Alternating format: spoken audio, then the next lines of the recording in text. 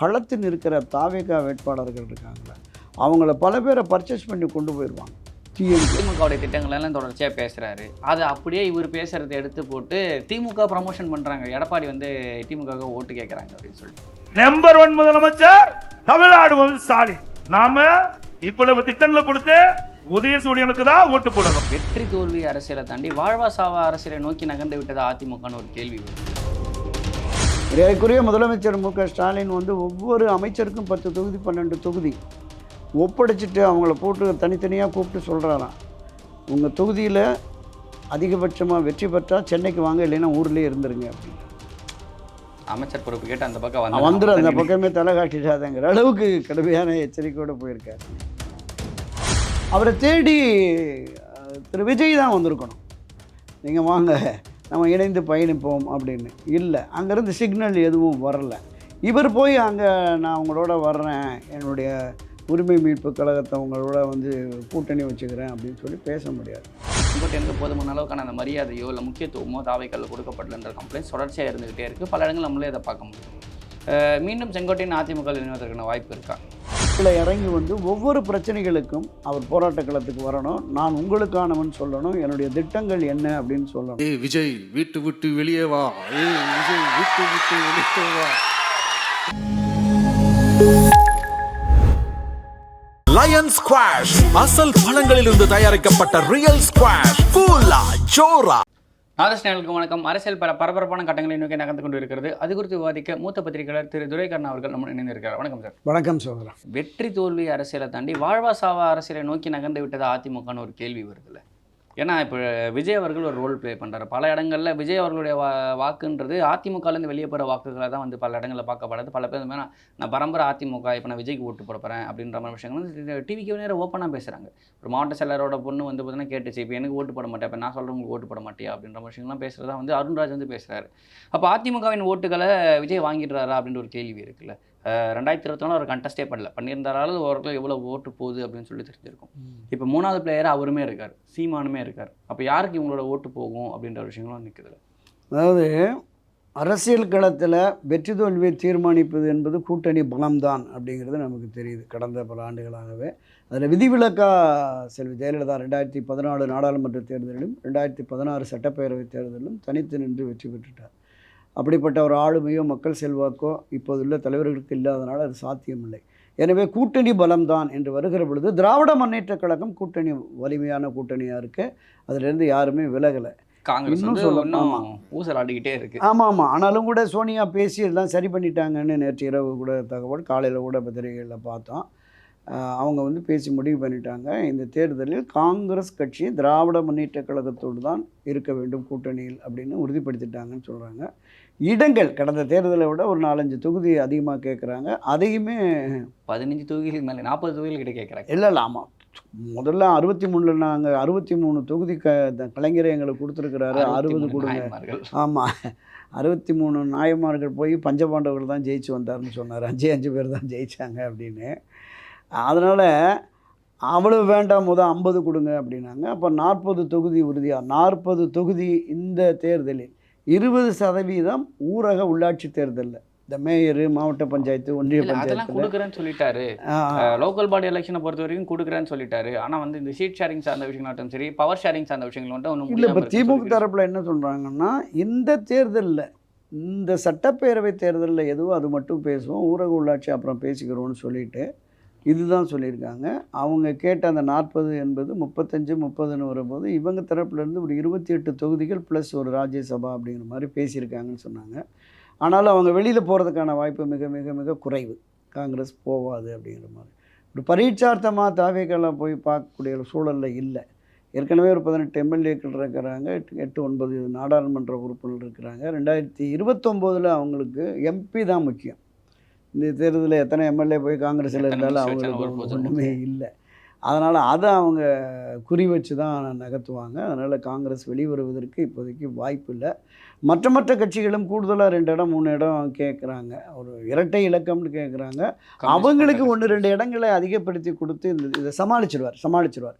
அப்போ திராவிட முன்னேற்றக் கழகத்தில் இருக்கிற கூட்டணி, இப்போ இந்த தேமுதிகவையும் ஒரு தொகுதிக்கு 2000-5000 ஓட்டு இருந்தால் கூட அது ஒரு பெரிய பலம். இப்போ அவங்களையும் ஏன்னா இணைச்சிட்டதுனால போன வாட்டி ஒரு 40லேருந்து 50 தொகுதிகளில் வந்து பார்த்தீங்கன்னா டிஃப்ரென்ஸ் வந்து வெறும் 1000 ஓட்டுகளுக்கு கம்மியாக தான் இருந்துச்சு. ஆமாம் 600 to 400 ஓட்டில் இருந்தது, வெறும் 147 ஓட்டில் இங்கே டி நகர் சத்யா அவர்கள் வந்து தோற்றிருந்தாரு. 1000 ஓட்டு குறைவா, துரைமுருகன் அவர்களே 1000 ஓட்டு குறைவா தான் 900 ஓட்டு குறைவாக தான் வாங்கியிருக்காங்க. அதனால் ஒவ்வொரு வாக்கும் முக்கியம் என்று கருதி திமுக தன் கூட்டணியை பலப்படுத்தி கொண்டே போகிறது. இப்போ திரு ஓபிஎஸ்ஸையும் இணைச்சிக்கிட்டாங்க. இப்படி இது திராவிட முன்னேற்றக் கழகம், அதன் கூட்டணி கட்சிகள் அவர்கள் அறிவித்திருக்கிற மக்கள் நல திட்டங்களால் மகளிர் வாக்குகள், காலமெல்லாம் புரட்சித் தலைவர் எம்ஜிஆர் செல்வி ஜெயலலிதாவுக்கு விழுந்த அந்த மகளிர் வாக்குகள் ஒரு 70-80% திமுகவுக்கு போயிடுச்சு. அதை மீட்டெடுப்பதற்கு தான் இவர் 10,000 தர்றேன், 2,000 தர்றேன்னு எல்லாமே அறிவிக்கிறாரு. இது எந்த அளவுக்கு அந்த அறிவிப்புகள் போய் சேருதான ஒரு கேள்வி இருக்கு. ஆமாம், அது ஒரு மிகப்பெரிய ஒரு கேள்வியாக இருக்குது. இப்போ சமீபத்தில் வந்து ஒரு இடங்க பிரச்சாரம் பண்ணுறாரு, திமுகவுடைய திட்டங்கள் எல்லாம் தொடர்ச்சியாக பேசுகிறாரு. அதை அப்படியே இவர் பேசுகிறத எடுத்து போட்டு திமுக ப்ரமோஷன் பண்ணுறாங்க. எடப்பாடி வந்து திமுக ஓட்டு கேட்குறாங்க அப்படின்னு சொல்லிட்டு. அதாவது பல்வேறு விளம்பர திட்டங்களை இந்த அரசு அறிவித்து மக்களை ஏமாற்றுகிறதுன்னு சொல்லிட்டு கடந்து போயிருக்கணும்.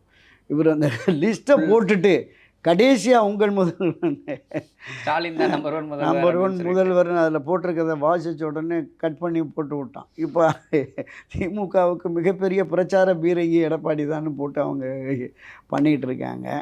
ஒரு புரிதலற்ற தன்மை தான் அவருடைய அந்த அணுகுமுறைகள், தேர்தல் வியூகங்கள், அணுகுமுறைகள்ங்கிறது தான் அவருக்கு ஒரு பெரிய குறைபாடாக இருக்கிறது. எனவே தான் நான் சொல்கிறேன், திமுக கூட்டணி கட்சிகள், அரசு நலத்திட்டை பெறுகிற மகளிர்கள், இந்த வாக்குகள் ஒரு சேர திமுகவுக்கு போயிடும். அப்போ திமுகவுக்கு எதிரான வாக்குகள், டிவிகே வெர்சஸ் திமுகன்னு களத்தில் வந்துட்டார், அங்கே போகுது. என்டிஏ அதிமுக கூட்டணிக்கு போகுது, அந்த பக்கம் சீமான் பிரிக்கிறார். அப்போ ஆதரவு வாக்குகள் ஒரு சேர 40-45% போயிடுது. எதிர் வாக்குகள்னு ஒரு 55% எப்படி வருது? இவருக்கு ஒரு 10-15, இவருக்கு ஒரு 10-20, அவருக்கு ஒரு 10-8ன்னு பிரிஞ்சு போயிடுது. அப்புறம் எப்போ வெற்றி சாத்தியம்? திமுக தான் வெற்றி பெறும். இது சாதாரணமாக உள்ளவங்களுக்கு தெரியும்ல. அந்த வாக்குகளை பெறுவதற்கு எந்த வியூகம் வகுத்திருக்கிறாரு, எந்த அளவிற்கு கூட்டணியை இவர் பலப்படுத்தி இருக்கிறார் அப்படிங்கிற ஒரு கேள்வி இருக்குல்ல. அதுக்கு என்ன பதில்? எடப்பாடிட்ட ஒரு பதிலும் இல்லை. பாஜகவே இப்போ எனக்கு என்னென்னா ஒரு மிகப்பெரிய சந்தேகமே, ஒரு 7-8 வருஷமாக சொன்னாங்கல்ல, கழகங்கள் இல்லாத தமிழகத்தை உருவாக்குவோம் அப்படின்னு. இவர் அண்ணாமலைலாம் வரப்போ சொல்லிட்டு இருந்தார், கழகங்கள் இல்லாத தமிழகத்தை ஆமாம். ஸோ அதற்கான பூர்வாங்க பணிகளை இப்போ தொடங்கிட்டாங்களோ, வியூகத்தை வகுத்துட்டாங்களோ, கூடவே இருந்த அதிமுக. ஏன்னா வலிமை மிக்க ஒன்றுபட்ட அதிமுக இருந்தால் தான் திமுகவை வீழ்த்த முடியும் என்பது எல்லாருக்குமே தெரியும். அமித்ஷா, பீயூஷ் கோயல், நிர்மலா சீதாராமன், மத்திய பாஜக தலைவர்கள் எல்லோருக்கும் தெரியும். இங்கே இருக்கிற பாஜகவில் இருக்கிற எல்லோருக்குமே தெரியும். பல பாஜகவின் முன்னணியினர் என்னோட பேசிகிட்டு இருக்கப்போ சொன்னாங்க, எங்கள் எல்லாத்தையும் இணைச்சி வந்தால் தாங்க நம்ம ஜெயிக்க முடியும், அதனால் தயவுசெய்து நீங்கள் ஓபிஎஸ் சசிகலா எல்லோரையும் இணைச்சி அந்த கட்சியை பலப்படுத்துங்க, அப்போ தான் எங்களை மாதிரி ஆட்கள்லாம் ஜெயிக்க முடியும் அப்படின்னு போய் நாங்கள்லாம் சொன்னோம். ஆனால் யாரும் கேட்டுக்கிற மாதிரி இல்லை அப்படிங்கிற பல பேர் தயங்குறாங்க சீட்டு வாங்குறதுக்கே. போன பாராளுமன்ற தேர்தலில் நடந்துச்சு. ஆமாம், மூத்த முன்னாள் எம்பிஎஸ் யாருமே அந்த நாணிக்கலன்னு சொல்லிட்டு பல இடங்கள் பல வேட்பாளர்கள் வந்து புதுமுகம், ஆள் அடையாளமே தெரியாதவங்களால வேட்பாளர். இப்போ எடப்பாடி பழனிசாமி தலைமையிலான அதிமுகவில் இருக்கிற பலருமே நீங்கள் 5000 பேர், 7000 பேர், 10,000 பேர் மனு கொடுத்தாங்கன்னு சொல்லிட்டு தலைமையிலேருந்து ஃபோன் பண்ணி ஒன்றிய செயலாளர், மாவட்ட செயலாளர், பேரவை, பாசறை நிர்வாகிகள்லாம் போட்டு வந்து பணம் கட்டுங்க, அம்மா காலத்தில் மாதிரி நிறைய கட்டுங்கன்னு பணத்தை வாங்கிட்டாங்க. ஆனால் விருப்பம் என்பது பெரும்பாலோருக்கு கட்சி செலவுக்கு பணம் கொடுத்தா நாங்கள் நிற்கிறோங்கிற மாதிரி இருக்காங்க. ஏன்னா முன்னாள் அமைச்சர்கள், முன்னாள் எம்எல்ஏக்கள் சிலர் கூட அதை தான் சொல்கிறாங்க. வெற்றி பெற்ற ஆட்சி அதிகாரத்துக்கு வரணும்னா கொஞ்சம் செலவு பண்ணலாம். இன்றைய சூழலில் மினிமம் 10 கோடி ரூபா, மேக்ஸிமம் 15-20 கோடி ரூபா ஒரு சட்டமன்ற தொகுதிக்கு செலவுக்கு தேவைங்கிற ஒரு நிலை இருக்குது. அரசாங்கம் 75 லட்சம் 50 லட்சம்னு சீல் பண்ணாலும் கூட இதுதான் யதார்த்தமாக இருக்குது.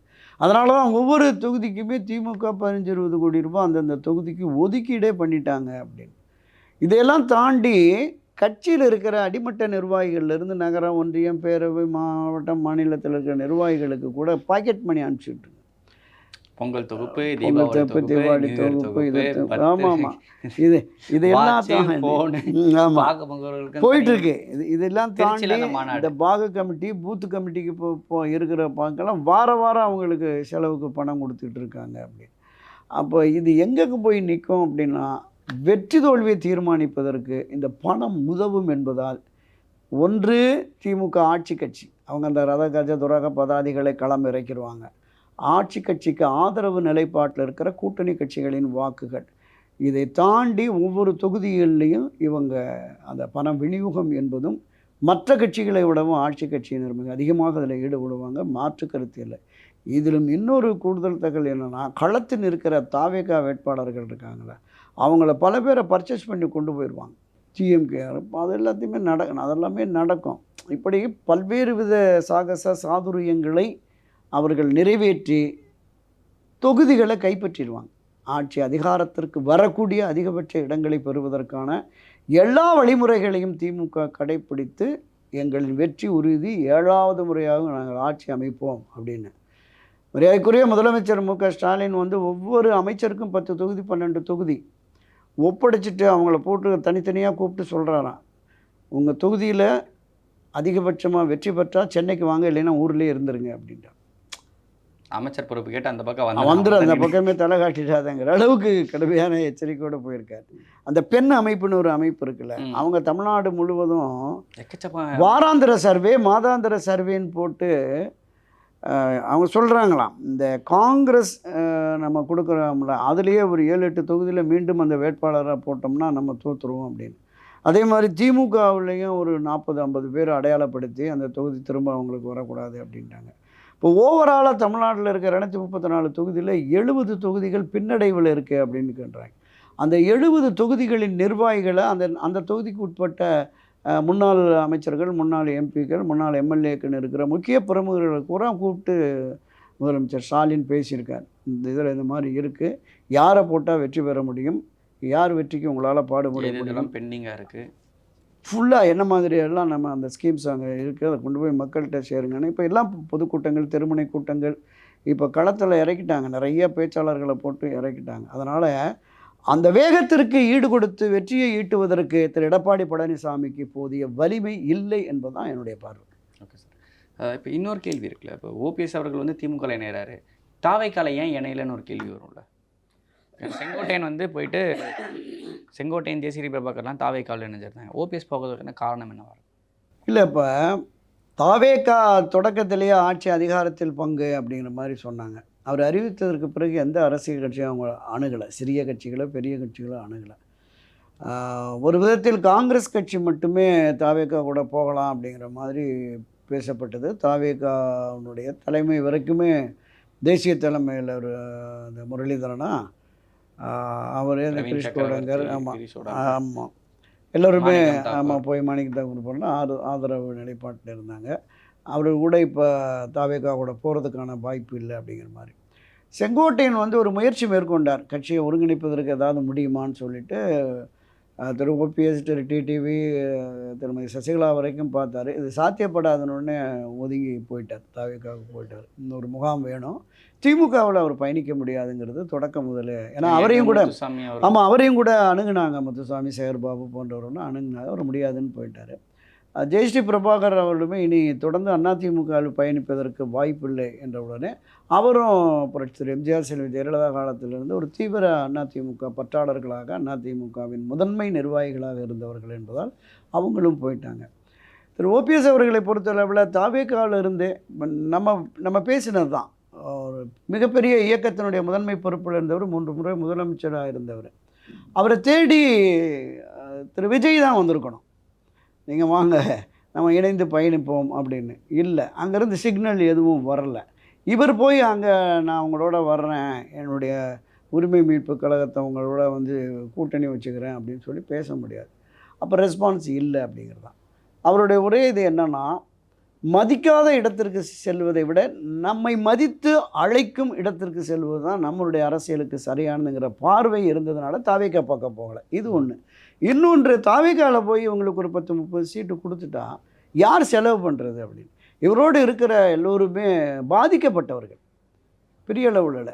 திரு எடப்பாடி கூட இருக்கிற பலருமே சம்பாதிச்ச ஓரளவுக்கு வசதி வாய்ப்புகளோடு இருக்கிறவர்கள். அவர்களால் பாதிக்கப்பட்டவங்க தான் ஓபிஎஸ் பின்னாடி வந்தாங்க, அடைக்கலம் தேடி வந்தவர்கள் தான். அவங்களுக்கு இவரும் செலவு பண்ண முடியாது. நான் சொன்னேன்ல, மினிமம் 10 கோடி ரூபான்னு. அப்போ ஒரு 300 கோடி ரூபாய் இறக்குனா தான் ஒரு 30 தொகுதி கிடைச்சா கூட முடியும். ஸோ அது இல்லை. அதனால் தொடக்கமே அவர் என்னென்னா, அரசியல் கட்சி என்று தொடங்கி என்னால் நடத்த முடியாதுன்ட்டார். அப்போ இருக்கிற அந்த அமைப்பு சார்பாக தாவேக்கால போகிறதுக்கான வாய்ப்பு மிக மிக குறைவு. அப்படிங்கிறதுனால தான் நம்ம முதல்ல பேசினோம்ல, 70-80% பேர் ஓபிஎஸ் அணியில் இருந்தவர்கள் தாவேக்காவோட போகலாம் அப்படின்னு சொன்ன சூழலும் கூட அதை நிறைவேற்ற முடியாத நிலைமை உருவானதால் தான் சரி நமக்கானது இனி இதுதான், நமக்கு ஒரு அரசியல் நம்ம இருப்பை தக்க வைத்துக் கொள்வதற்கு திமுக தான் சரியான இடம் என்று அவர் கருதி சென்று விட்டார். ஆனால் அதை அதிமுகவில் பயணிக்கிற எந்த தொண்டனுமே ஏற்பதற்கு இல்லைங்கிறது தான் என்னோட பார்க்கும். சரி, இப்போ எஸ்பி வேலுமணி அவர்கள் சொல்கிறாரு, இங்கேருந்து வெளியே பிரிஞ்சு மற்ற கட்சிக்கு போனவங்களாம் பார்த்தீங்கன்னா வருத்தத்தில் இருக்காங்க, திருப்பி நம்ம கூட சேர்றதுக்கான வாய்ப்பு இருக்குது அப்படின்னு சொல்லி செங்கோட்டையன் ஒரு மாதிரி பொடி வச்சு பேசுகிறாரு. செங்கோட்டையன் மீண்டும் தாவைக்காவிலிருந்து வரதுக்கான வாய்ப்பு இருக்கா? ஏன்னா செங்கோட்டையனுக்கு போதுமான அளவுக்கான அந்த மரியாதையோ இல்லை முக்கியத்துவமோ தாவைக்காவில் கொடுக்கப்படலன்ற கம்ப்ளைண்ட்ஸ் தொடர்ச்சியாக இருந்துகிட்டே இருக்குது. பல இடங்கள் நம்மளே அதை பார்க்க முடியுது. மீண்டும் செங்கோட்டையன் அதிமுக இணைவதற்கான வாய்ப்பு இருக்கா? இல்லை, திரு எடப்பாடி பழனிசாமியை அரசியலுக்கு அறிமுகம் செய்து அவருடைய அரசியல் உயர்வுக்கு காரணமானவராகத்தான் திரு செங்கோட்டையன் இருந்தார். ஸோ அவருக்கு எதிராகவே செயல்பட்டு அவரை கட்சியிலிருந்து வெளியேற்ற உடனே அவரும் எடப்பாடி பழனிசாமிக்கு நாம் பாடம் புகட்ட வேண்டும் என்கிற அடிப்படையில் தான் இங்கே வந்து தாவேக்காவில் இணைந்தார். தாவேக்காவில் இப்போது அந்த விஜய்க்கு அடுத்த நிலையில் இருப்பவர்களுக்கு வந்து அரசியல் புரிதல் அதிகமாக இல்லை, அரசியல் பக்குவமும் அதிகமாக இல்லை. அண்ணா திராவிட முன்னேற்ற கழகத்தில் புரட்சி திரு எம்ஜிஆர் செல்வி ஜெயலலிதா காலத்திலிருந்து பயணித்த மிக மூத்த முன்னோடிகளில் முதன்மையானவர் செங்கோட்டையன் அவர்கள். அவர் தான் முதலமைச்சருக்காகவே அந்த செல்வி திருமதி சசிகலா அவர்கள் இவர் தான் முதல்ல சேர்ந்தது. சில பொருளாதார அந்த சூழல் என்பது இவருக்கு இல்லை என்பதால் தான் அதை அவர் எடுத்துகிட்டு போயிட்டார். அவர் திரு எடப்பாடி பழனிசாமியை முன்னிலைப்படுத்தி கொண்டு வந்துட்டாங்க. அதனால் இப்போதைக்கு அவருக்கு உரிய மரியாதை இல்லை என்று பொதுவெளிகளில் தளங்களில் வந்தாலும் அவர் அதை வெளிப்படையாக சொல்லலை.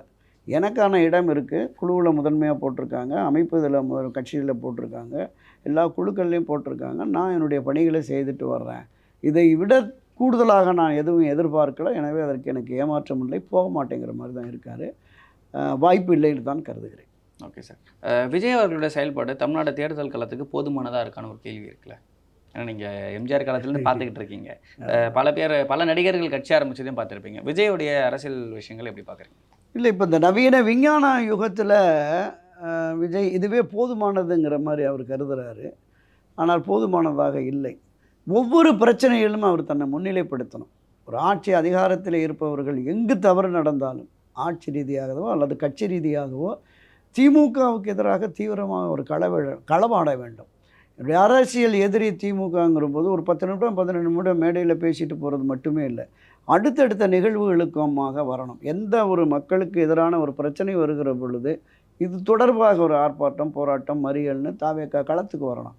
இவர்கள் நமக்கான கட்சி, தாவேக்கா நம்முடைய பிரச்சனைகளை தீர்ப்பதற்கு இவர்களால் முடியும் என்கிற நம்பிக்கை வருகிற பொழுது தான் வாக்குகளாக அது மாறும்.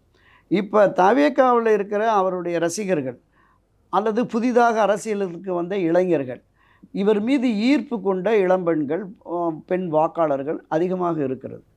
அதுவே ஆட்சி அதிகாரத்திற்கு வரக்கூடிய வெற்றியை பெறாது. இப்போ அவங்களே என்ன சொல்கிறாங்க, 18% 20%ன்னு அதிகபட்சம் கடந்த வாரம் ஃபெலிக்ஸ் சொன்னார் 30 தாண்டிட்டோம் நாங்கள் அப்படின்னு. அப்போ எத்தனை தாண்டினாலும் 40-45% இருந்தால் தான் ஆட்சி அதிகாரத்திற்கு வர முடியும். அப்படி இல்லைன்னா முடியாது. நீங்கள் ஒரு தொகுதிக்கு 20,000 30,000 50,000 1 லட்சம் ஓட்டு வரைக்கும் கூட வாங்கலாம். அதை விட ஒரு 1000 ஓட்டு அதிகமாக வாங்கி திமுகவோ அதிமுக வேட்பாளர் ஜெயிச்சுட்டு போயிட்டே இருப்பாங்க. அதனால் திரு விஜய் அவர்களுமே இன்னும் தீவிரமாக அரசியல் களத்தில், நம்ம இப்போ கடந்த ஒரு 6 மாதங்களுக்கு முன்பே நம்ம ஒரு பதிவில் சொல்லியிருந்தேன், இறங்கணும். கீழே இறங்கி வந்து ஒவ்வொரு பிரச்சனைகளுக்கும் அவர் போராட்ட களத்துக்கு வரணும். நான் உங்களுக்கானவன் சொல்லணும், என்னுடைய திட்டங்கள் என்ன அப்படின்னு சொல்லணும். ஃப்ளைட்டு இறங்கினா பஸ்ஸுன்னு அந்த மாதிரி இருக்குங்க. அப்படி வருகிற பொழுது தான் இதை ஒரு ஒரு முன்மாதிரியாக எடுத்துட்டு எதிர்வரும் இப்போ 26னா 31 அடுத்த தேர்தல் வருகிறது. அவருக்கு வயசு இருக்குது, 50-52 வயசு தான் இருக்குது. எனவே அப்போது ஆட்சி மாற்றத்தை கொண்டு வருவதற்கு இப்போதிருந்தே அவர் களமாட வேண்டும். இந்த தேர்தலில் அவருக்கு அதிகபட்சம் ஒரு 12% வாக்குகள் கிடைக்கலாம். வெற்றி என்பது சாத்தியமில்லை. ஓகே சார், இவ்வளோ நேரம் உங்களோட பொன்னான நேரத்தை கொண்டு வந்து நன்றி. தேங்க்யூ. நன்றி, வணக்கம்.